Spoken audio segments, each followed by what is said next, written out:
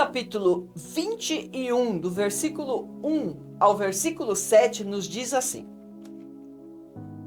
Depois disto, tornou Jesus a manifestar-se aos discípulos, junto ao mar de Tiberíades, e foi assim que ele se manifestou.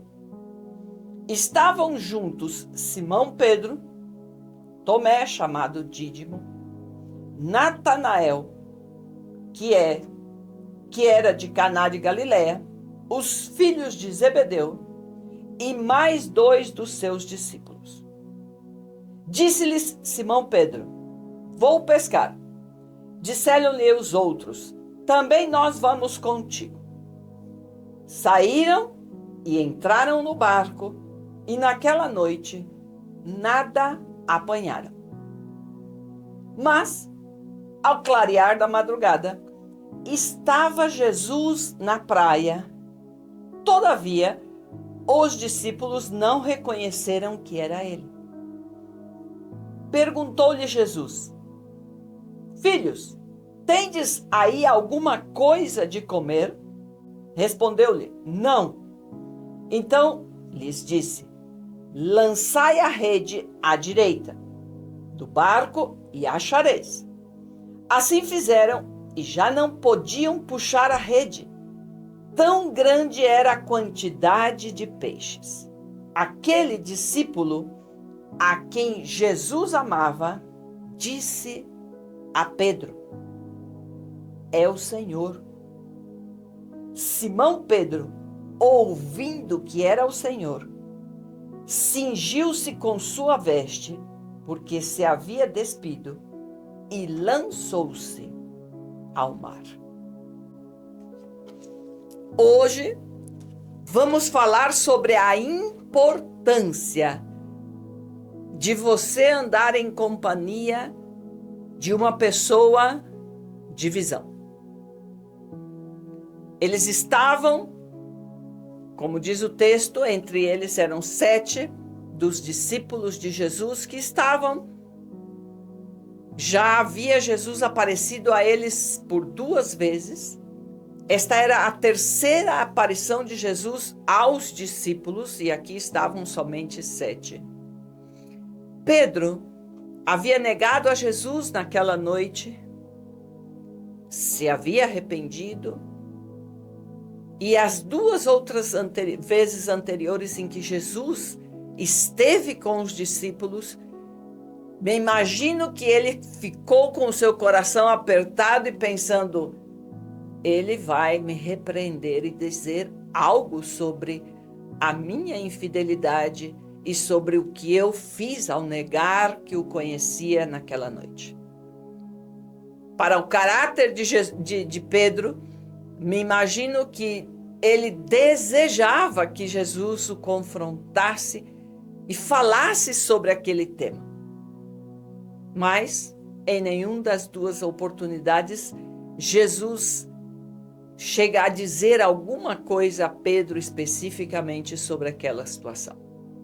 E agora eles estavam na beira do mar, e é Pedro ele que toma a iniciativa e diz: Eu vou pescar. E os outros disseram: Nós também vamos com você. E entram no barco e saem a pescar. E diz o texto que eles estiveram toda a noite e não pescaram nada.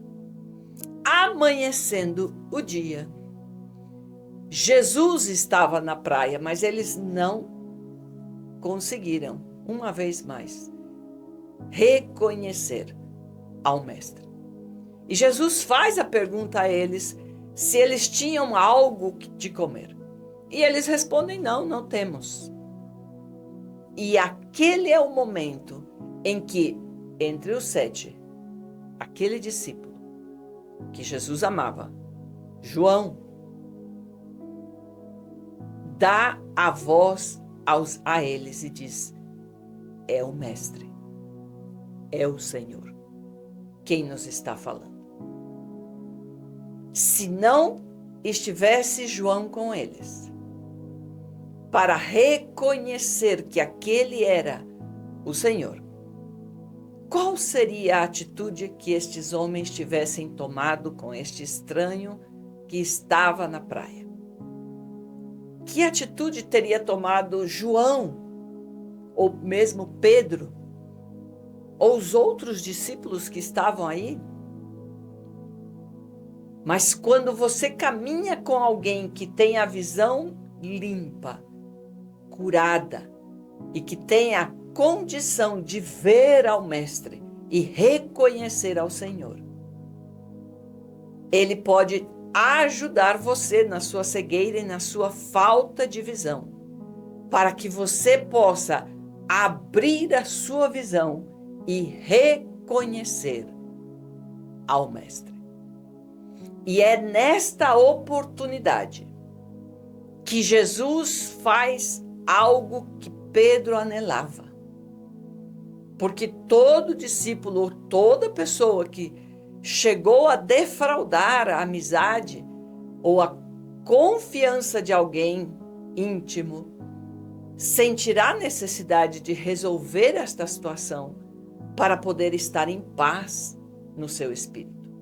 De seguro, este homem estava inquieto, com a sua alma atribulada e angustiada por não poder conversar sobre este tema com o seu mestre. Pedro, aquele homem que sempre esteve rapidamente respondendo aos questionamentos de Jesus, foi o homem quem disse e declarou: Tu és o Cristo. Para onde iremos se tu tens palavras de vida eterna? Eu vou estar com você e eu, ainda que seja para morrer junto, mas eu não vou o deixar. Ele estava sempre pronto a dar respostas. Agora era um homem que você via que estava como que não tinha expressão em meio aos outros discípulos. E agora, por terceira vez, quando Jesus aparece, ele sequer reconhece ao mestre. Quem teve que avisar a ele que aquele que estava na praia era o mestre foi João. Ele já não conseguia reconhecer ao mestre. Mas João, seu amigo, pôde avisá-lo. Ele é o mestre, é o nosso Senhor. E aqui, quando eles voltam a tirar a rede para o mar, eles conseguem fazer uma pesca gigantesca e eles conseguem trazer muitos peixes. E eles, estando na praia agora, já estava aí prendido fogo e eles cozinham este peixe, assam o peixe, comem, compartilham este peixe com Jesus. E é o momento em que Jesus diz algo a Pedro. No mesmo capítulo 21 de João, a partir do versículo 15 até o versículo 17, diz assim: Depois de terem comido, perguntou Jesus a Simão Pedro: Simão, filho de João, amas-me mais do que estes outros? Ele respondeu: Sim, Senhor. Tu sabes que te amo. Lhe disse: Apacenta os meus cordeiros. Tornou a perguntar-lhe pela segunda vez: Simão, filho de João, tu me amas? Ele lhe respondeu: Sim, Senhor, tu sabes que te amo. Disse-lhe Jesus: Pastoreia as minhas ovelhas. Pela terceira vez, Jesus lhe perguntou: Simão, filho de João, tu me amas? Pedro entristeceu-se por ele lhe ter dito pela terceira vez: Tu me amas? E respondeu-lhe: Senhor, tu sabes todas as coisas. Tu sabes que eu te amo. Jesus lhe disse: Apacenta as minhas ovelhas. Chegava o momento em que Jesus falava com Pedro. Mas Jesus não repreendeu, não o condenou, senão que Jesus toma a postura de fazer com que Pedro expressasse com a sua boca, por 3 vezes, uma declaração que anularia a declaração de negação anterior que ele havia hecho.